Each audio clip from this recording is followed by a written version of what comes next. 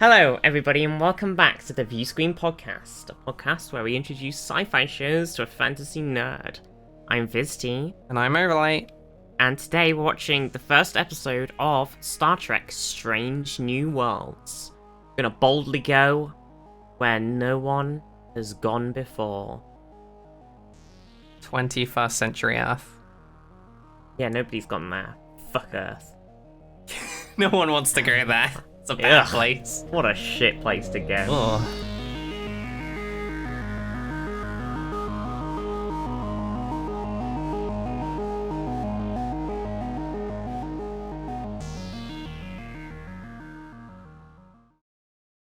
I'm feeling quite nice.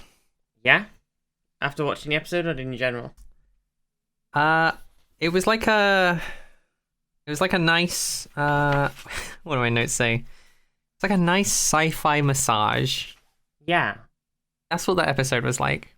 I know. I watched it, and I was like, especially because just before it, I was watching some Picard, season 3, and I was like, it's nice. It's like, while Picard is really fun and cool, it's just a lot of crazy bad stuff happening. Whereas that's like that Strange New World episode is like a nice sort of hopeful, calm, positive look on the future of, what humanity can become, what people can become. It's nice.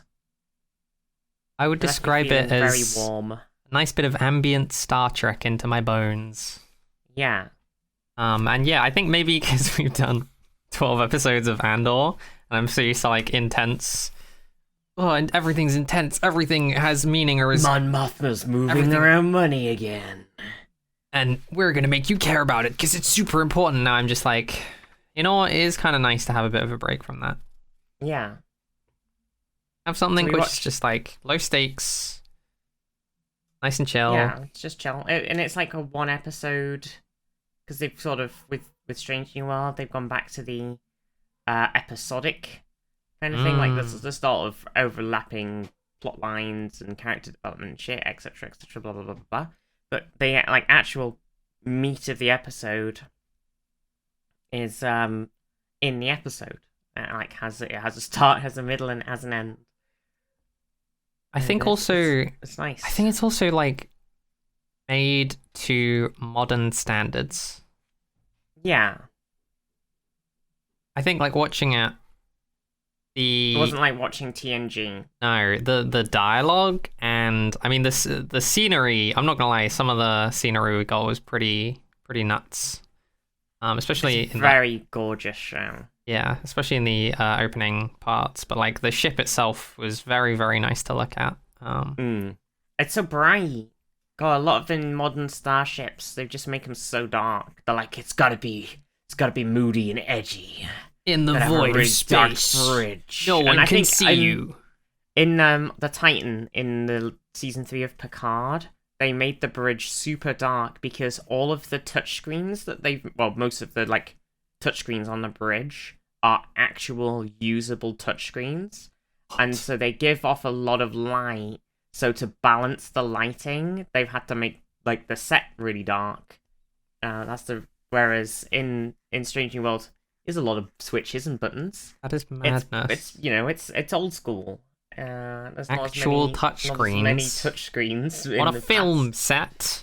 Yeah, Madness. but it's a very beautiful bridge. I'll tell you what, I do appreciate how well it is.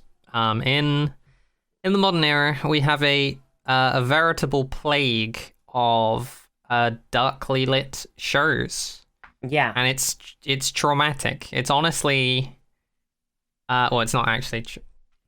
It's bad. The amount of if shows. you ever try and watch anything on your phone in a car or something, or even just sat in your house and you're like, fucking, I can't tell what's happening here.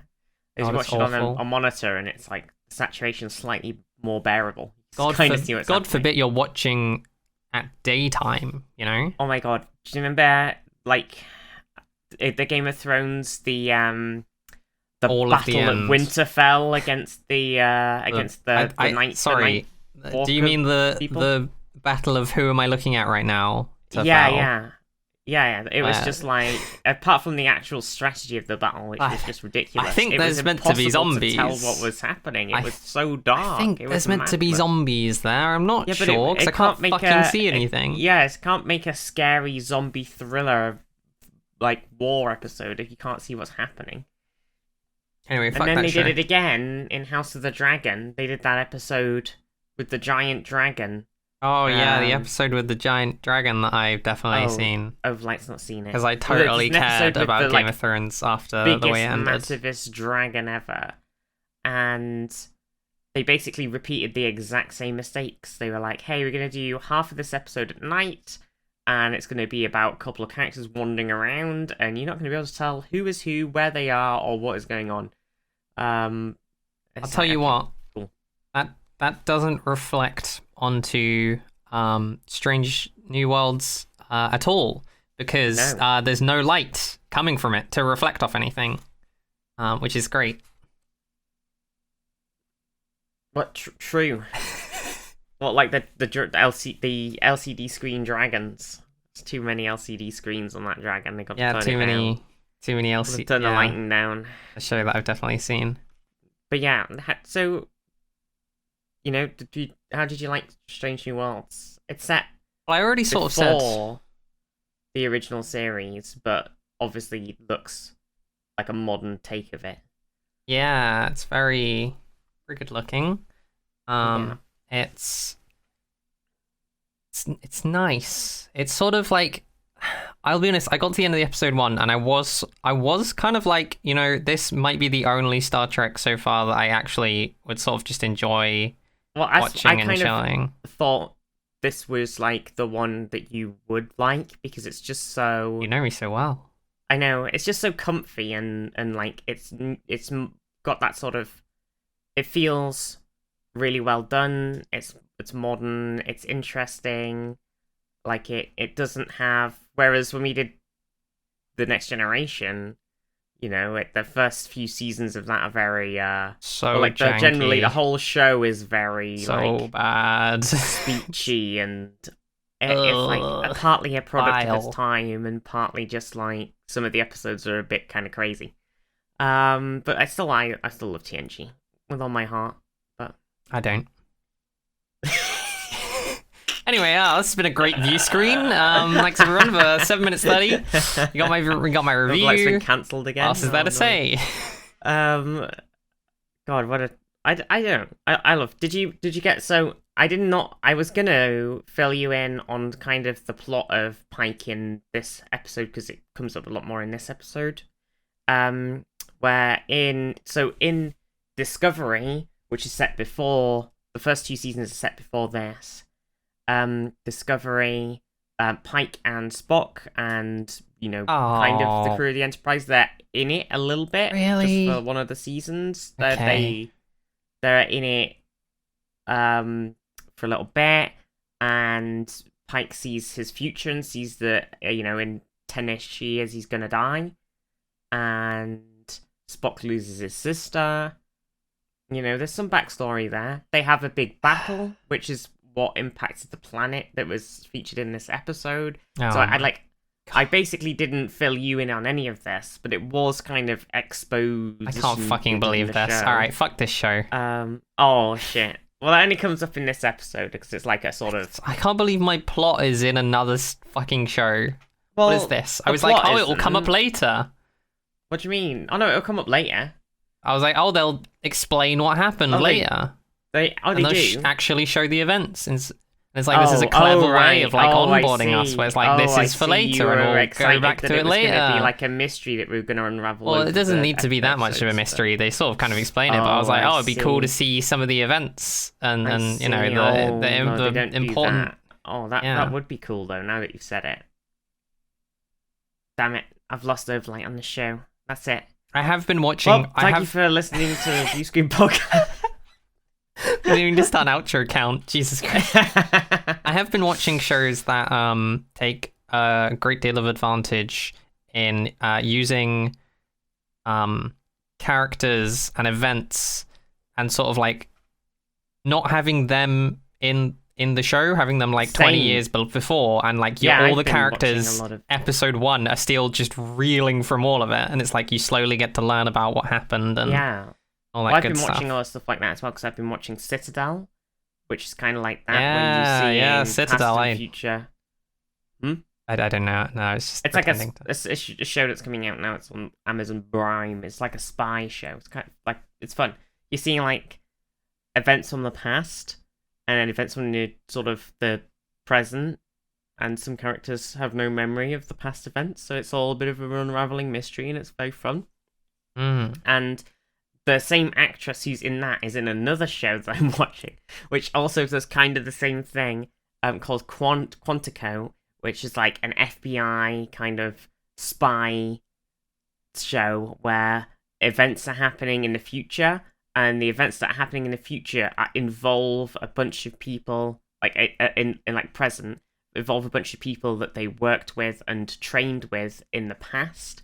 So you kind of, when you're watching the show, some episodes you're watching and it's like a ton of present stuff and like a bit of past flashbacks, and some of it's a bit of past flashbacks and like a ton of past and a bit of present. It's very fun. Like I've been watching a lot of those sort of shows too. So it would have been that would have been a sort of cool thing to do with Strange New World, actually. But sadly, that was not the case. You gotta go watch this other show. But I mean, they were very good in Discovery, to be fair. Did they like get inspired? Did they do the Discovery thing and then everyone was like, "Oh, it was I want to basically watch a backdoor pilot." Yeah, I want to. Okay. Yeah, they basically went, "Hey, we're gonna," because Discovery's set before the original series. They're like, "Hey, we're gonna have like Captain Pike who was the captain before Captain Kirk. We're gonna have young Spock. I have a question. We're gonna have How many Star Trek series are running right now? Because it feels like 4. Right now, Picard just finished and wrapped up. Okay, but there's going to be another season. Picard's just finished. Oh my goodness. Finished. Okay. So there was Picard, Discovery, Strange New Worlds, Lower Decks, and Prodigy. Jesus, I think that's Prodigy. Prodigy is like a kids animated show. The first time I've heard of it. It's actually really fucking good. And if you're listening to this and you're like, damn, I love Star Trek, I need more in my life, and you haven't watched Prodigy, just go watch it, because it's actually really good. I mean, it is more of a kids show, but it is also I've never heard of kids shows being actually incredibly up to standards. That never happens. Kids shows actually be really enjoyable for the setting. God, never. Yeah, I would never ever expect that from any kids show. Definitely no high quality kids shows out there. Yeah. Yeah. There's some good ones. There's some good ones out there. Oh my gosh. But yeah, there's a lot of Star Trek. But yes, there is. Discovery is this last season that's coming out. This next season, Discovery's the last. All right. Can't just finish. Oh, but you can't forget the Orville. Well, the Orville, I think. I'm not sure if the Orville's getting another season. It's had 3. And it got progressively. It started off more like Star Trek-y, where it was like, one thing happens per episode. It's very episodic, and then coming into season 3, it was like 6 really long movie-esque quality episodes following one plot. It was very fun, but it was like it's just a very sudden shift in the show from like episodic to, we've got this cool long movie, and it's like, oh shit, damn. You know how it is now. So I don't know if they're doing another one, but God, we do short shows now, which I appreciate. Yeah, they're really popping. Those if they're nice and tight. I love episodes that are just slow and character focused, and I love shows that are really tight and story focused, and I need shows to better balance the two. God, there's somewhat different ends of the scale. Yeah, but we've had a lot of shows that try, like Picard season 2, Picard season 1, try to balance the two, kind of get a bit lost in the middle, come back around again at the end, because they've got too many episodes, and they haven't, taken our time to... Exactly the kind of thing I get mad about. Yeah, it's like, oh, we've got this urgent plot, but we need a bit of space in the middle to do a bit of character explanation. But there's not enough time. I'm sorry. Did And it's somebody like, oh. say? Did somebody say this show's dragging its feet? Yeah. For a single episode, cast it into the fires, never to be watched again. I've had enough. Destroy it. God. Should we actually talk about the episode? We should probably talk about the episode itself. Yeah. But did you like the Kirk tease? Like how into your sort of general Star Trek knowledge are you? Like, how In regards to what?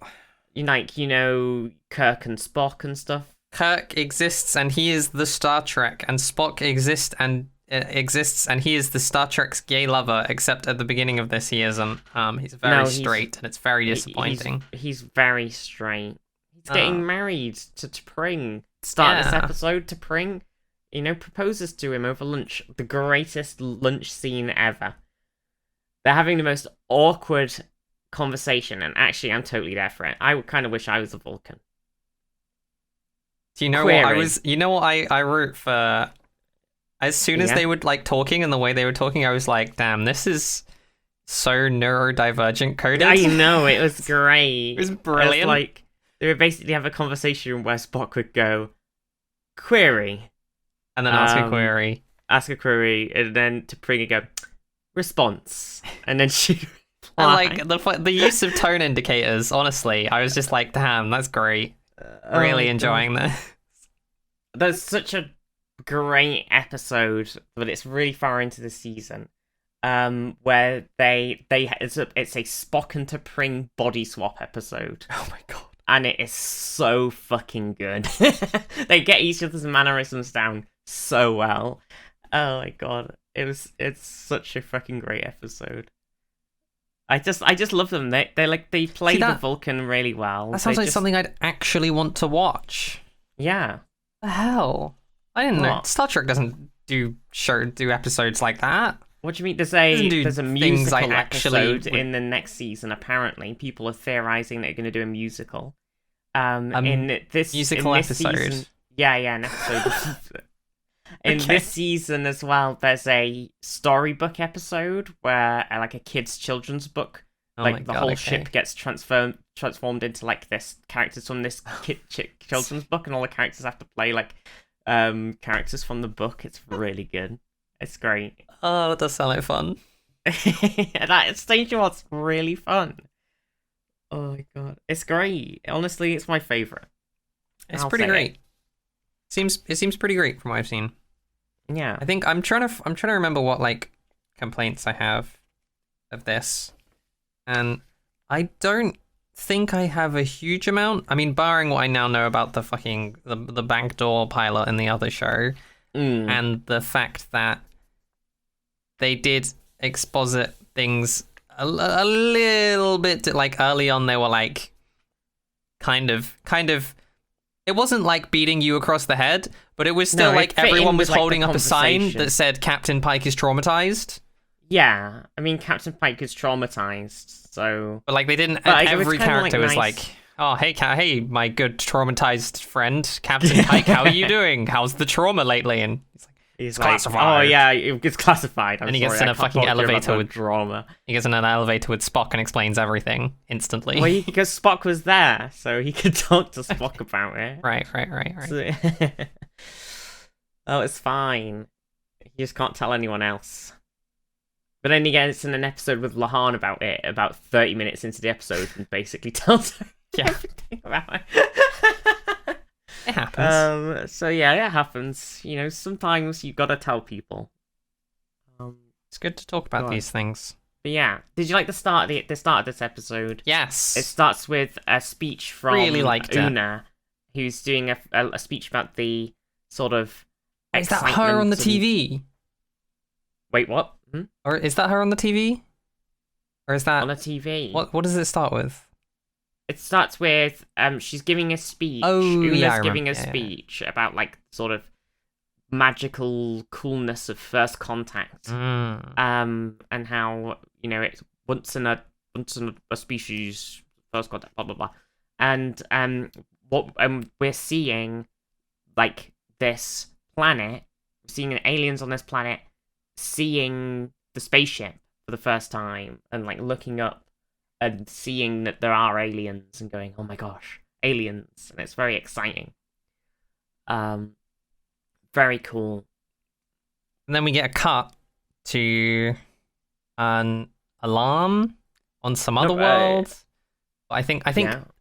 that was I did enjoy that. I enjoyed that quite a lot because it was just like very snappy, and it was very like you didn't really need to be paying attention. Like I enjoyed the way they used dialogue in the opening, in that you kind of didn't actually need to pay attention to it. There was No. a fair amount of dialogue that was sort of happening, but it was more just about like setting the dialogue was just there to sort of set the vibe. Yeah, and it was the like, you like know, you're watching Star Trek. yeah, and you're it's like somebody's giving a speech. It's about first contact. You're looking at here's some aliens. Alien And NASA, that's like the sort of, yeah, basically. and then one of them's like, "What?" And like the shots are like quite good, and they remind you that you're watching Star Trek. And then we get a cut to some other thing, and it's like you kind of it's not explaining like, oh, the space fleet, Starfleet is doing this, and we've got this federation of these planets. 2152. It's like we're just watching The Federation starship, whatever Una's little tiny starship was called, has first contact with this one planet named Riley X025 or whatever it was. Who let this Like, Greek okay. orator in here? What the hell?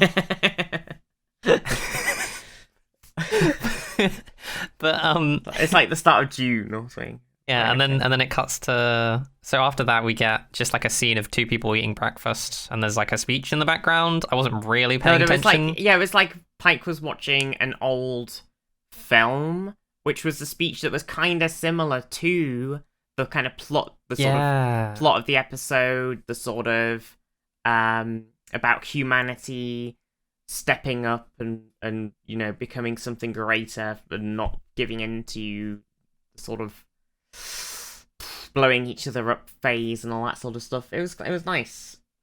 Yeah, and then we have like two characters, and they're kind of interacting. And honestly, the most important bit is that one of them's like Captain, and the other one's like Captain. And so they're both like, captains. And they're sleeping together. Interesting. Oh yeah. I mean, I did think it was weird that he seemed to have like 20 years on her. I mean, it did feel that way, but also they're consenting adults, and he had a very scraggy depression beard going on. Oh, so yeah. That aged him up a bit. It did. It did age. It did actually age him up quite a fair bit. Yeah.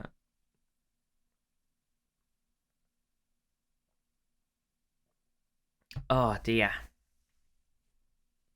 Yeah, then we get the phone ringing, and like Yeah, the Pike's show so... starts being like, he is traumatized. He's had a bad time. He doesn't want to talk trying about to help this thing, him, but he doesn't want to talk about it, and also, he can't talk about it. What do you mean? What? It's classified. She outranks him. Yeah. Well, no, they're the same rank. She's just got higher security clearance, but it's still Okay. classified. Okay. Not for this. He just uses that on whoever the fuck he wants. It's classified. I'm gonna do it. If anybody ever asks me anything, I'm gonna be like, I'm sorry, that's classified. Up we go. Response. That's classified. Query. Are you trying to lose all your friendships? Response. That's classified. Statement. I'm going to be leaving now. I've had enough of this conversation. Statement. Die, meatbag. Oh, no. Sorry, the statement thing made me think of HK-47. Declaration. It's war! Yeah. Oh my god. God. What else is happening? We get a beautiful scene of him on a horse. Yeah, every in the captain snow. has to have a horse. Yes, that famous old Captain Starfleet rule. Kirk, he had a horse. Captain Picard, he had a horse. Everybody's got to have a horse. You've got to ride a horse. Have you never seen Why? the Star Trek film Generations? What are you where, talking where about? Kirk and Picard meet in a sort of weird ribbon sort of vision place, and they're riding horses around. Everybody has a horse. It's Captain's thing. Captain's prerogative. Ride a They horse. fly around on spaceships and are teleported everywhere. Why do they have horses? Oh, why not? If you're living in the future, okay, and you've got replicators and unlimited energy and there's no money anymore, would you not live on a giant thing in like Canada or something and have a horse? I would. I don't want to ride a horse. I would just What get do you like a mean? skateboard or something. You know, Okay, like a yeah, I really can see that. stable. I'd like to see. It's Captain Overlite, captain of the USS, but something skateboardery. The USS MCR. The USS My Chemical Romance. 360. 360 The ollie USS kickflip. Green Day. the rail slide. The USS Tony Hawk.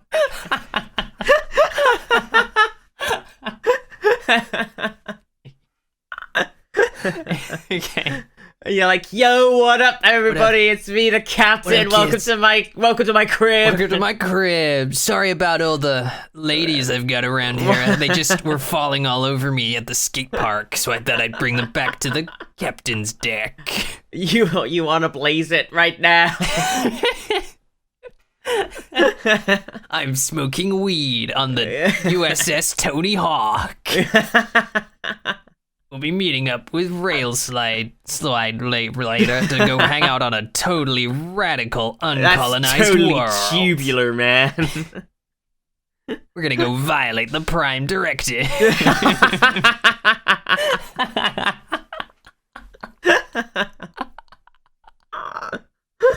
Oh my god. Oh, that's the next season of Lower Decks sorted. I'll sell that to them. Yep. Oh my god. Fucking hell. We are available for hiring if you need writers. A show. Oh I don't my watch God. sci-fi, but I can parody it. Oh my god. So Pike, obviously he has a horse, and he hasn't been course. answering his communicator because he's depressed. So the Admiral, who's his friend and I think his previous captain, comes and basically just is like, yo, you've not been answering your phone. I need you to do this mish for me. Someone's gone missing on a first contact, and Pike's like, what's this got to do with me? I'm on leave. I've got another 7 days before I have to decide if I want to quit Starfleet altogether or not. And the Admiral's like, this is the last recording. And it's Una, who is Pike's number one. She's decided on her break to do more work. How it is. As you do, yeah. She's taken a starship. She's gone to do first contact on a planet. 'Cause why not? She's probably not got much of a life outside her work, or maybe she just. Well, maybe Loves her in work. the Maybe she's married episodes to of her. these seasons, maybe her being, married to her work is something that comes up and is developed as the series goes on. Perhaps Perhaps something for the old character book. Anyway, Mm. but it is a beautiful shot. With I just really enjoyed how it's basically a completely white landscape, partly because Yeah. of the snow, partly because I think the sky is also completely white, and it's Yeah, but it's only like white cloud. yeah, it's only cut up by Captain Pike on his horse, and the horse is like completely it's brown, but it basically looks black on the snow, Yeah. and the forests in the distance, and it's just a beautiful shot. I just really enjoyed looking at the sort of black and white landscape. Yeah. And the ship And then we flies in. get, a little shot flies in. You get that ship porn shot. Oh yeah, well we get this. Okay, this entire episode was it. So Star Trek is all about like first contact, or most of it is like it talks about first contact. Oh, these are the voyages of whatever or whatever. Yeah, we got the speech. We got Pike doing the boldly go speech. Oh yeah. Oh, that was like right after the scene as well. Yeah. I could not take it seriously because every single time I hear that speech, it becomes more and more distorted in my mind. No. Like I literally was listening to it, and I was like, in my head, I was like, "These are the voyages of the SS Enterprise." Is it because I always do a mini French version? If I don't know. These are the voyages of the SS Enterprise, whose mission is to go and kiss aliens, but only if they're ready for it and consenting, wrinkly face. Like, I'm just every single time I hear that speech, it just gets worse in my head. There's just a parody going in my head that is mocking it more and more, and I'm like, okay, if they keep using this forever, eventually, I don't know, I'm just not going to be able to take any show that uses it seriously. I'm crying. Get a new tagline. I don't know. No, it's the speech. It's the speech. I know it's iconic, but it's also kind of stupid. It's their speech. I know, but I'm just like, okay, when are you going to finish this? Like, how long do I have to listen to you parade around and be a silly little clown with your happy little speech? I'm crying. Anyway, we get Pike flying to the Enterprise that's in space dock. And you can't have a Star Trek show without having a spaceship space dock porn shot. Oh, which is, the ship just docked in the space dock. You do a flyby. Somebody and then looks he at goes, the ship out of the viewport of the ship and says, "Damn, what a beautiful ship." It has to be. You have to do it. You can't do it. You can't do a sci-fi show without a flyby of your ship. I think this is the entire episode. This episode is literally just entire episode is just the flyby. The flyby. It's just he spends the rest of the episode ship. flying by, just enjoying the view. Just keep circling. Captain, are you coming aboard? No, not yet. Be ready in an hour. Captain, what are you doing with your hands? Just oh no, Captain. Captain, this is very inappropriate. Anyway, this entire episode is like it does what Star Trek is telling you it's about, where it's like, oh, we go out and we make first contact, and we do all these things. I'm like, okay, I have yet to watch a Star Trek episode that actually is about meeting an alien species and making first contact with them. Okay, and wow. This was that. And it was nice to watch an episode, and that was like the whole episode. The whole episode was like, what happens when we do the thing that we say that we do all the time, but we never actually do on screen? We're actually going to make first contact. It happens a lot of the time in TNG. They do a lot of first contacts. Yeah, it was nice to see it start that way.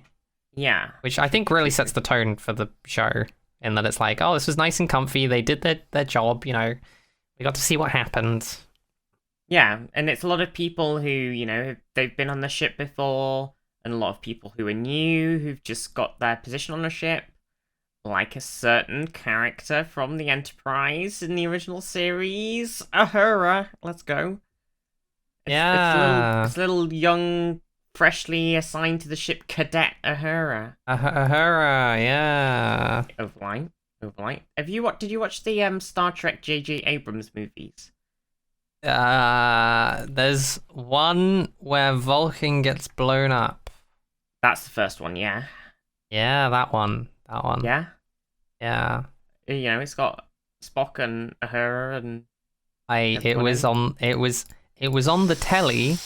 Probably while I was eating some she's food. Not watched it. Not really giving a shit. Dear. She's not watched it. Ooh. Oh my god, Overlite, how could you not watch this? I mean, I'm not gonna say you should totally watch the J.J. Abrams films. I just thought, if she's seen any Star Trek things, you're gonna have to force me to do it. It's gonna be the J.J. Abrams films. You're gonna have to force me to do it via the medium of view screen. Films, okay, for Star Trek, we're gonna watch the original films. We're not watching the J.J. Abrams ones. We're gonna watch Wrath of fucking Khan, okay? Oh, Wrath of Khan. Yeah. That old banger. God, Khan. Does he actually say that in the movie? Does he shout Khan in the movie? Yeah, he does. Okay, because that meme is timeless. Yeah. Yeah, he does. Anyway. So since you haven't watched the second one of the J.J. Abrams movies, you're not gonna get the reference to the character from A Wrath of Khan, which is the non-J.J. Abrams movie. La'an, who's the first officer, she's assigned while Una is off the ship doing her own thing, so she's gone missing. So Starfleet is assigned a new first officer to Pike's ship, the Enterprise. La'an Noonien Singh. Now, Noonien Singh, that's Khan's last name, but he's from the past and was frozen in a time capsule in space, so genocidal mass murderer. I can't. Oh my god! Actually, the reference is a reference to the third episode of season 243 from Star Trek, The Biggest Ends of Galaxy. I'm sorry. It was originally a TOS episode or whatever. But anyway. You're not winning. You're not going to win this There's way. new crew. There's old crew. There's crew that you. I did enjoy the crew. I enjoyed the crew. Point. And then they name dropped Kirk, and so you spend the whole episode going, "Oh my god, is Kirk going to be on the ship?" I spent about half a minute thinking that. And then right at the end, Kirk joins the ship. It's Kirk's brother. Oh. It's not Kirk. Is that why he has a stupid fucking moustache? Yeah, it's not Kirk, it's his brother. I was like, who is this guy with the hilarious moustache? It's Sam Kirk, who's Kirk's brother. So the whole episode, you're like, I can't believe they're dropping Kirk in the middle of this. It's literally unbelievable. Like, oh my god, Mario of Nintendo fame is on this. Holy shit. Mario. Oh, did he say Mario? They get Mario on the ship, and at the end of the episode, Waluigi walks in. And you're like, what? Wow, Luigi. What's this guy doing here? Doesn't even look like we were getting Mario. He's not even a Mario clone. Shit! I just turned over my paper, and I'm like, this says Andor. That's not right. That's incorrect. Yeah, and then Andor appears. I'll be honest, there were a lot of there were events this episode.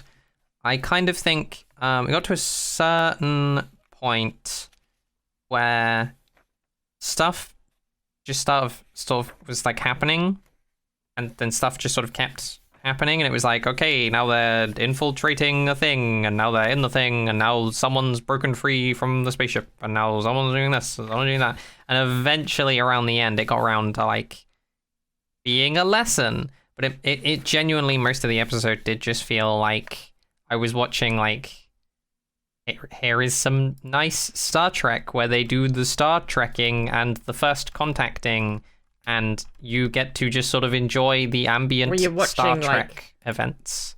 Yeah, you're kind of spending the episode watching Pike. He's depressed. He's kind of thinking about resigning from Starfleet because he knows when he's gonna die. He's seen his death, and he knows when and how he dies. And so he's like, how can I continue to be captain of a ship where if I know when and how I'm gonna die, like, how can you function? Like, if you knew exactly how and when you were gonna die, would you YOLO out into the thing going, I'm invincible? Or I'd probably like go become... Would you go insane? I'd go become like a Norwegian river fisherwoman or something, I don't know. Yeah, would you spend your entire time exploring every tiny piece of the galaxy that you could in the 10 years that you have left? Like, what would you do? It's crazy. I'd probably write a diary, actually. Yeah. That'd be pretty fun. Kind of thing you put in a museum, I did get kind of disappointed that it was like, oh my god, he knows exactly how he's gonna die, but he doesn't know where. Oh, he knows exactly when he's gonna die. Oh, yeah. Okay. I felt kind of disappointing in a way because I think it because the way it sort of was presented to us was that he was very traumatized by being shown that, and I was like, oh, he's very traumatized by the like events that happened, and he's like feels like he's reliving them, and you know, it was sort of interesting. And then I thought by naming the exact like, oh, you know exactly when you're gonna die, it became less of it became less representative of like of this fictional version of trauma, where it was like, oh, he knows exactly when he's gonna die. And I mean, I think it is still fine. It's just initially it was like, oh, I know exactly how I'm gonna die. I keep seeing it in mirrors, and I'm struggling to deal with that. And I was like, oh, that's it. It's like about the struggle and of this like awful thing that happened, and trying to like recover from that and be functioning. But instead, it became a sort of narrative about like just death and how you sort of think about it and how you deal with it, I think. Journey before destination. Yeah, but I would have honestly, I would have preferred the I don't know. I think both trauma of them side. have their own kind of Just personally, like personally, I would sort of emotional journeys. Like knowing exactly when, like, is its own extra trauma, and honestly, not knowing exactly when is also its own extra I trauma would just of become going. like an alcoholic or something. I don't know. Yeah, it's be pretty rough. Anyway, so Pike, you know, he's spending the whole episode, you know, not feeling great, and he has a conversation with Spock about it. Spock gives him a good little pep talk, but he's still feeling a bit bad. And then the stuff happens in the episode, so they find Una, Pike's former first officer. She's, you know, gone on a little trip. Her spaceship's just parked around this planet, and nobody's on board. And there was 3 of them all supposedly on it, and can I the just planet, yeah. Do you want to? Because if I am just gonna let you continue, literally, and you're gonna end up narrating like the rest of the episode until we get to the bit about the nukes. Well, I was about to get to the nukes. There's like a million events between then where they go down and they infiltrate, and there's some stuff with genes, so and an alien gets loose. So they find a ship, and then they get shot at by primitive ship stuff, and they realize that they, instead of making a warp drive, which is the reason that they've gone to first contact with them in the first place, they made a warp bomb. So then they get disguised and go down to rescue Una and co. And they get disguised by my favorite character on the show, Nurse Chapel. Oh, I love her. Yes. Oh, okay, I want the security officer. Yeah. And the nurse. Yeah. Had like 2 interactions, and after the first one, I was like, oh, these 2 are kind of spicy. There's something going on here. Like immediately I was like, this is I don't know what's happening here. Maybe it's just 2 women talking to each other on screen in a Star Trek show, but it feels sapphic. Okay, I mean, that's not where it goes, but you know. All right, fuck this show. What if it was 2 other people that were in the room? Spock and the Doctor? Spock and Nurse Chapel, baby. Let's go. Is that actually where it goes? The secret. He has a wife! Oh, yeah, he does. I will not accept adultery unless it's homosexual. Well, it isn't. Homosexual or adultery? Yes. I'm actually so disappointed now that What? I can't believe this. What do you mean? I was really excited for some security. Listen, they had a whole love Nurse Chapel. Okay. So do I. But they had a whole I don't thing. know, maybe something will go on. Security officer was like doing a thing about pain, and like clearly had some stuff going on, and the nurse was all like trying to, you know, they were dealing with that, and they kind of spoke to each other in a certain way where I was like, oh, that's kind of spicy. I mean, maybe, maybe something does go on there, and then it goes back to the other thing. I don't know. I'm not in charge. After Spock's done cheating on his partner. Well, they never do anything. It's just they lust after each other, but Spock's like, I'm engaged. It's a What a whole thing. It's cringe great. lord. No, it's really good, actually. Fuck, I love Nurse Chapel so much. Is it good? No, it is good. How is it good? Because it's like... I guess it's just like demonstrating the strain of work-life balance on personal relationships. Yeah. That's fun. I guess. And it's like, they both know that They both know that Spock and T'Pring are together, so there's nothing can happen. But they both clearly really like each other. I have a question. And it's like, yeah, what's up? Does Spock to talk to other women? No, he specifically does. Yeah, of course he does. What do you mean? I don't know. I just feel I'm just like, okay. I feel like I haven't seen Spock talk to other women in the show, right? He talks to La'an. Is that the security officer? Yeah. Nice. Okay. Nice. In the episode. Yeah. Oh, that's true. But anyway, pivoting. I'm just judging. They rescue Una, and they all beam back to the ship. Apart from Pike and Spock, who go to see the person who's in charge of the place where they were captured, because they'd gone to investigate the warp drive. Turns out to be bomb. I did miss the thing now. They did to infiltrate. They stole some uniforms off of some officers. Knocked them out. They knocked them out and then copied their uniforms, and they beamed them onto the Enterprise. And one of the officers, they try to knock them out, but it obviously doesn't last very long in their physiology that they don't realize. And one of them gets away and starts running around the Enterprise, scared. And they run into an elevator, and Uhura's just in there, cadet freshly out of the academy, Cadet Uhura, just chilling in an elevator with this random person who they've picked up off the planet, is supposed to be drugged and not knowing any of this.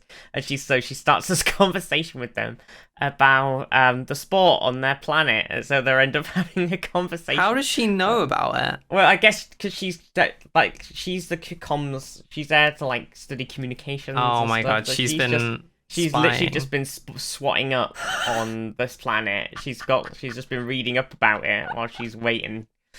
And so she's like, oh yes, the sports ball that you have on your planet. Tag ball, yes. I've heard of. What about this famous game? And he's like, oh yeah, I was there at this game. It's really funny. I love, my favorite thing about it is it's basically the whole, I think this whole planet that they go to where all this stuff is happening is just an analogy for Earth. Like that's it's just Earth, but obviously Earth in Star Trek is like part of the Federation, and they have this planet as a stand-in for the 21st century Earth. And so it's literally the conspiracy / fantasy of, tinfoil hat getting beamed up by aliens and drugged for your whatever. Yeah.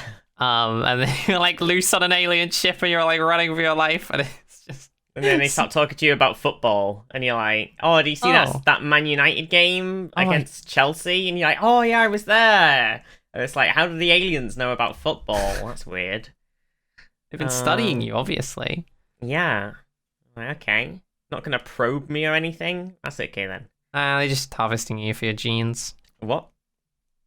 So yeah, about the sports. Yeah, it was. I personally found that it was very sportsy. Yeah. I don't know. It was just very fun. It was just a very fun. Yeah. That's why I'm like. And Chapel and the Doctor and then Lieutenant Ortegas, who's the pilot, they're having a joke about some sort of event that this has obviously happened many times before, and they've got a code phrase for it happening the first time, and they're all running around the ship, and it's all very silly and it's very fun. Just they're all really casual about it. Yeah, they're the person we've beamed up from an alien planet and drugged has escaped again. It's happened again. What a silly thing to happen. Okay. Loose on the very advanced spaceship. Oh, bollocks. Well, cat's out of the bag. Whoopsie. But I think that happening is part of why I'm like, oh, this is just the whole like we're doing first contact things where Yeah. we screw up our first contact, or we have some things that happen in our first contactee moments, or it's just like this whole episode is just like the experience of first contact in kind of a cushy environment. Yeah. It's nice. Which isn't bad. That's just what it is. Yeah. Pike and Spock, they go to see the leader of the one faction on this planet. The faction's in like a civil war, and that's why they're making the warp bomb. Where they've been in a very long civil war, and so they're basically making a nuke. Alien America wants to nuke alien, not America. Also America, I guess. Also America, yeah. Yeah. And Pike's like, don't do this. It was our mistake that you've got this tech. We don't normally do that. Oops, our bad. But, don't use it as a weapon because it's going to be real bad. And she's like, I'm going to use it as a weapon. And it's about whoever's got the biggest stick wins the argument. And so Pike's like, well, I have the biggest stick. And he gets the Enterprise to come down into view on the planet. Big stick diplomacy. Big stick diplomacy, which she's not supposed to do because it's against General Order 1. Yep. How dare he? But he did it anyway, because fuck it. Why not? And he like shows off the ship, and basically the planet, they come together, the two factions come together for the first time in, I don't know, what it's like 30 years, they'd said, or something. Yeah. And they're like, the aliens have appeared, and this is the first talk between the two factions in 30 years. And it's like, we're broadcasting it across the world, live. And then Pike does briefly go back to the ship and gets a little bit of he gets like a nice pep talk from La'an, who basically, she says something about, because she sort of gives a bit of her backstory away about how her family were all killed and she's the only survivor. Oh yeah, we need that character progression. Her father says to her, something about, God, I can't remember, something about dying. This is the only bit of expositionary dialogue or exposition that I'm okay with, because it came loaded as a character sort of moment. Yeah, it basically, she said something that her father used to say, which was very impactful towards Pike's view of how he's seen his own death. It's basically like, oh, if you know you're gonna die, I don't remember exactly what it was, but it was, Pike's like, what did you say? And then so she then backstories a bit, which is nice. Nice bit of backstory. And then Pike beams down. Now he's got a bit of oomph because he's basically had this pep talk about how knowing how you're gonna die is not a bad thing. So he beams down to this conference that these two things are having, and he gives a lovely speech. And he shows them Earth getting nuked by itself. And talks about the events that did happen in Star Trek's Earth, where America has a civil war, again, another one, Civil War 2, and then there's a eugenics war, and then there's World War 3, and 30% of the Earth's population gets nuked. And 600,000 species exterminated. Got some good footage of cities just being ripped from the ground. Yeah, so you're basically showing this planet just what happened on Earth, and like basically saying, this is what you're about to do to yourselves with your warp nukes, but worse. And honestly, pretty compelling as arguments go. Yeah. I mean, it's because you're like watching it and you're like, holy shit. Yeah, actually getting to see, that's what I always find, is that you can have words with people and you can tell them things, or you can just fucking show them videos of like what actually happens. That generally is a lot more effective. Yeah, it's like it's all easy to go, oh yeah, we're gonna kill some of their people, they're gonna kill some of our people, but then you actually see the cities getting torn apart to nothing. Yeah. And you're like, oh. And they're like zooming out onto the Earth as it is just like detonating, basically just Yeah. covered in explosions. Yeah, pretty awful. Pretty powerful. Yeah, and he gives a lovely speech about, how The future and how you like they could be the same as him, knowing, how they're gonna die and having it all written in stone, but they still have the power to change that. And I was listening to that and I thought, damn, this feels like a very here it is. Here's the the actual thing I could talk about, which is like, hey, this is a comparison for us to today. Yeah. I kind of didn't hugely clock it until that, discussion. I was like, oh, it's literally just an analog for Earth because we are at a crossroads where we're facing all sorts of fucking threats like global warming and nukes still existing and wars and America having a civil war, sometimes being, that country, it has its fair share of problems and very stark divides sometimes, and sometimes you wonder, and all sorts of conflict in other places, and I was like, oh, hey, that's, Star Trek's done the Star Trek thing finally, where it's actually addressing a modern problem. I honestly, I didn't have much expectation. I was kind of just chilling and vibing to the episode, and it was nice to like not have to care too much after, Andor. No, it's nice. It was just a classic sort of moralistic Star Trek story that plays on problems that we're having in real life, but makes you feel a bit of hope. I guess it's nice to have a modern day version instead of like the ancient discussions, the older stuff that's like, it is discussing stuff, but it's presenting it in a very old, outdated style that doesn't get the point across as well. And the things it's talking about are also kind of outdated. Well, there's a lot of the older Star Trek where it's like, race. Some women. Race, women, older conflicts, older, like there's lots of Cold War analogies. Yeah, that's a big one. Like, and then sort of going into the sort of Vietnam War and etc. kind of stuff.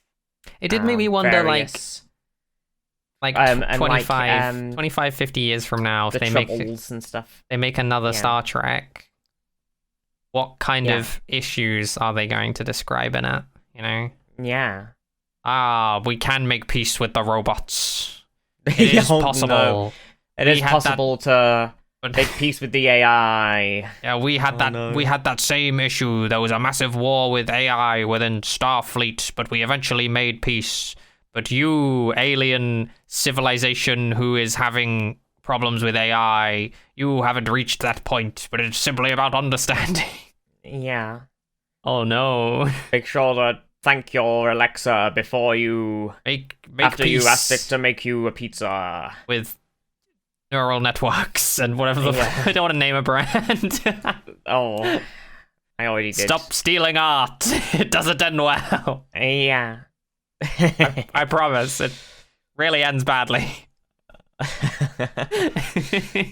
Oh my gosh, I don't know. It was just such a nice, comfy, and I thought you'd enjoy it because it is just like chill. It's fun. Nice. It's comfy. It's it's got the nice moral of the story, but it's not super serious, and it's nice, comfy. It's a good show. I did enjoy it, and I was like, you know what, that was compelling enough.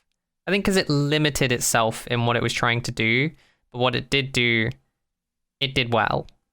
I was like, that's good. You did a good job.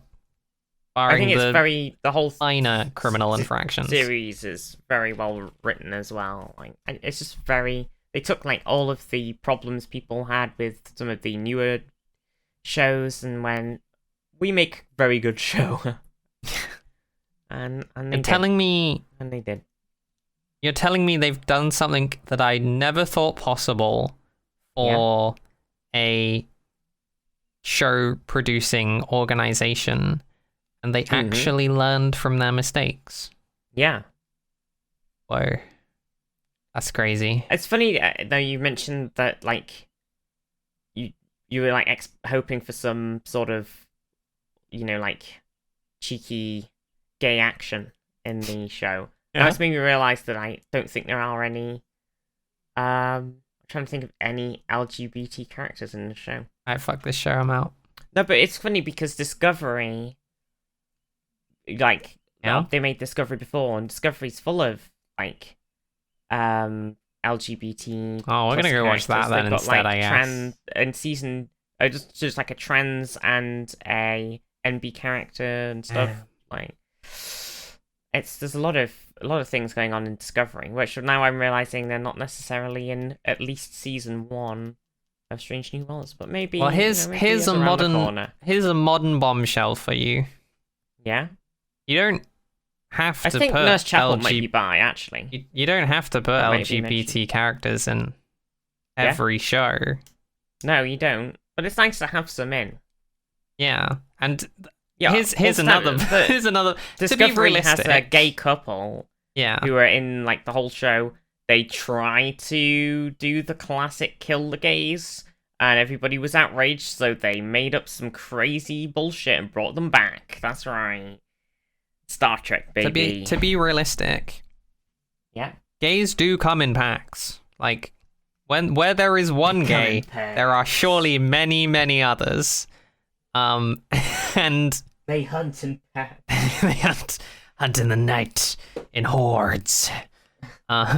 So I am the night. Honestly, seeing a ship full of straight people, I'm like, you know what? I'm not too surprised, and I am fine with this, armed with the knowledge that, Discovery is fucking chock-a-block with gay people. Yeah. I'm like, yeah, sure, they probably do have a fucking mega gay ship. That kind of checks out. And it doesn't have to be a thing in... It's always the engineers as well. It's always the... I mean, of course it is. Who else is it going to be? True. Yeah, no. Gay representation. More is good in the sense that once you have lots more, you can have variety in that you can stop caring about it as much. It's like when we have had none, it sucks and we are gonna want more all the time. And there's like now we're kind of in a place where there is a lot of stuff being put out. Maybe the trans rep not so much. That's a lot more sparse, but like gay stuff, damn, I see so much gay stuff nowadays. It's kind of awesome. Yeah. And nice. So it's like, okay, well, here's a show with no gay people in, and I'm like, well, this is set in the same series. Like, you've got this other show going on. This is fine. But also, I'm gonna go watch the gay one. I'm gonna go watch the gay one, but like, sure. I am also disappointed that the nurse and the security officer don't have a thing. They're good friends. They're roommates. They're it's that I feel like relationship. something happens with Nurse Chapel. I really feel like she might be bi. I don't remember. I feel like she says something. She beams down to a local. She beams down with the crew to deal with a local alien, and then she has hot flaming sex because she's just got so much sex appeal. Just like what's his face? Is it Kirk? Who's the one with Riker? She's like a modern day Riker for women and men. Out of control. Yeah, she is bi. I remember. She kiss anyone? No, it's just like an offhand comment. Okay. About her previous lovers. Hashtag let the nurse kiss. Yeah. I mean, she kisses Spock. Anyway. What? Thank you for watching, that man everybody. is engaged. What? It doesn't matter. Okay. Yeah, it doesn't matter. It doesn't matter. Doesn't matter. Doesn't matter. I bet his matter. fiance dies. Anyway. I'm not gonna say anything. I was about to go. I was like, actually, this thing happens. Thank you. You have to stop giving me hints. It's too easy. Well, I mean, that's not necessarily a hint. Yeah. Well, Yeah. Okay. Anyway, yeah. We'll see, won't we? Anyway, that was Strange New Worlds. Honestly, a lot of fun. Yeah, it I love was. that show. I kind of want to make Overlite watch the one where Spring and Spock swap bodies. I'm not gonna lie, it's such a good episode. Right. Okay. Yeah. What? No, I just. What? No. Okay. We can. Oh, that's Maybe we can decide. Yeah. Maybe Honestly, you kind of just give me the show and I watch it. Yeah. I feel like at some point we're gonna run out of new shows. And Yep. we're gonna have to watch some good episodes of the other Quite soon. shows again. We'll have to watch something that's actually airing. Ho ho ho. Oh shit. Oh my goodness. What's actually airing? Oh no, I don't know. Oh. There's no good Star Trek at the Andor moment. Or season sci-fi, 2, right? like that. Oh god, do we have to do Andor? Oh, we just did Andor season 1. I know. It was great, but it was also kind of exhausting, and don't also I know, got season annoyed 2's at the great. ending. It's okay. It's alright. Don't worry. I think we checked last time, didn't we? Maybe? Probably. Do you want to do an outro? I do. Thank you, everybody, for listening. This was Strangely Well. This was a Viewscreen podcast. You can catch us on Twitter at ViewscreenCast, and we'll be watching something new next time.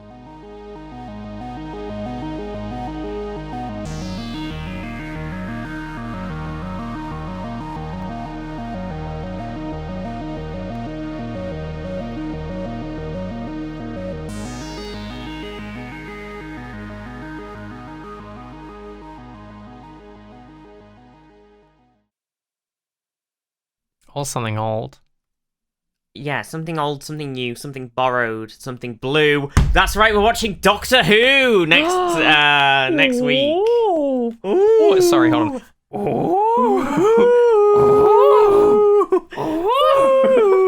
Are you doing Yoda? It's like a Yoda. Yeah. Doctor Who, you are. In the TARDIS, I am. Let me out. Please, you must. Supposed to be here. I am not.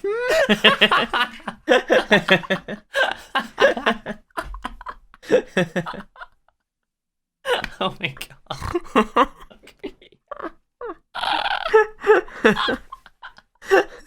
Okay. Do you want to do an intro? Fucking hell. Oh god, I'm smiling too much. Oh my god. Okay.